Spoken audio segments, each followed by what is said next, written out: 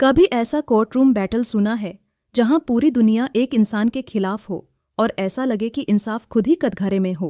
एक सीधा साधा शांत लड़का, लोअर मिडिल क्लास परिवार से, न कोई पॉलिटिकल बैकिंग, न कोई बड़ा सरनेम, सिर्फ एक सपना, एक इज्जत भरी सिंपल जिंदगी जीने का।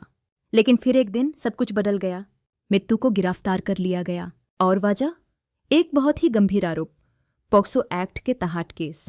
जब यह खबर पड़ी तो जैसे जिंदगी की रोशनी ही चली गई। पड़ोसियों ने पहचानना छोड़ दिया, मीडिया ने बिना सबूत के उसे क्रिमिनल डिक्लेयर कर दिया और कोर्ट कम एक तमाशा ज्यादा लग रहा था, जहां जज से पहले जनता फैसला सुना चुकी थी। लेकिन क्या मित्तू वाकई दोषी था? यही है 2025 की Telugu film court state versus अ नोबडी का असली essence. Directed by Ram Jagdish and presented by नानी, ये फिल्म सिर्फ कानूनी लड़ाई नहीं, एक सामाजिक दर्पण है जहां सिस्टम की सच्चाई सामने आती है। और तब एंट्री होती है सूर्या तेजा की, जिसे प्रियदर्शी पुलिकोंदा ने कमाल तरीके से निभाया। एक यंग पैशनेट लॉयर जो केस फाइल में सिर्फ पॉइंट्स नहीं, एक इंसान का टूटता हुआ जीवन देख रहा था। जब सबने आंख बेंड कर ली, सूर्या ने पूरे सिस्टम से सवाल किया। जब उसने सच खोजना शुरू किया तो एक हिला देने वाली सच्चाई सामने आई। यह सिर्फ एक आरोप नहीं था, यह तो एक हथियार बन गया था। एक झूठा पोक्सो केस बनाया गया सिर्फ इसलिए कि मित्तू ने एक जात पात के पावरफुल आदमी, मंगापाथी प्लेड ब्रिलियंटली बाय शिवाजी, के ईगो को चैलेंज कर दिया था। जैसे हर कोर्टरूम ड्रामा में होता है, यहां भी सच के जीत दिखाए गए, लेकिन रियल लाइफ शायद ही ऐसा देखने को मिलता है। पर इस मूवी के एक सीन में एक आर्ग्यूमेंट के दौरान एडवोकेट सूर्या ने एक बहुत गहरा पॉइंट उठाया। क्या हमने कभी सोचा है कि कानून जैसे पावरफुल हथियार को समझने की जिम्मेदारी हम सब की भी है?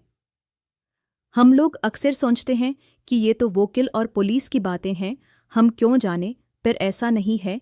क्यों अपराध जानबूझकर किया या अनजाने में किया, सजा तो दोनों कंडीशन में मिलता है। और ऐसे में अगर आपको कानून थोड़ा पता है तो आप प्रीकॉशन तो ले सकते हैं, किसी ट्रैप में फांसने से बच सकते हैं। तो चलिए एक बार जान लेते हैं पॉक्सो एक्ट क्या है। Protection of children from sexual offences, POCSO act 2012 बच्चों बिलो 18 ईयर्स को सेक्सुअल अब्यूज से बचाने के लिए बनाया गया एक बहुत ही स्ट्रॉन्ग कानून है। इसमें शामिल है सेक्सुअल असॉल्ट, चाहे फिजिकल कांटेक्ट हो या ना हो, सेक्सुअल हैरेसमेंट, बोलकर, जेस्चर से या हिंट देने से भी, चाइल्ड पोर्नोग्राफी का इस्तेमाल, अब्यूज की मैंडेटरी रिपोर्टिंग, बच्चों के लिए फ्रेंडली इन्वेस्टिगेशन और ट्रायल प्रोसेस। ये एक प्रोएक्टिव और प्रोग्रेसिव लॉ है, लेकिन जैसे हर शक्ति के साथ एक जिम्मेदारी आती है, वैसे ही ये कानून भी गलत हाथों में जाए तो बर्बाद भी कर सकता है। फिल्म में दिखाया कि किस तरह गलत नियत या मिसअंडरस्टैंडिंग के छोटी सी स्पार्क भी एक जिंदगी और उसके परिवार का फ्यूचर बर्बाद कर सकती है।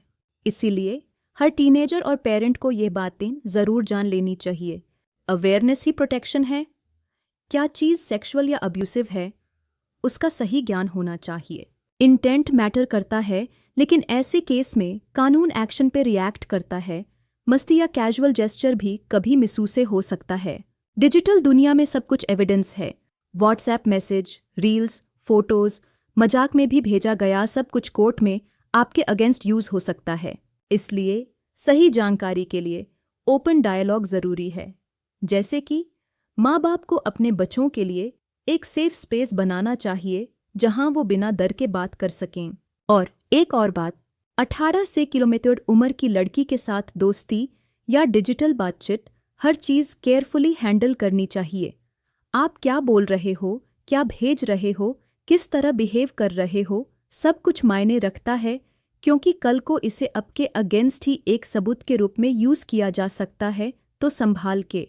इसीलिए मुझे लगता है कि कोर्ट स्टेट वर्सेस अ नोबडी सिर्फ एक मूवी ही नहीं है, यह एक लेसन है सभी के लिए, एम्पैथी का, लॉ का और समाज के सामने सवाल उठाने का।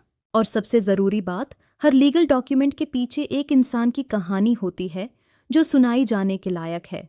तो इस वीडियो के लिए इतना ही, फिर मिलते हैं अगले वीडियो में एक नए टॉपिक के साथ। जानकारी रखें, समझदारी बरतें और सुरक्षित रहें।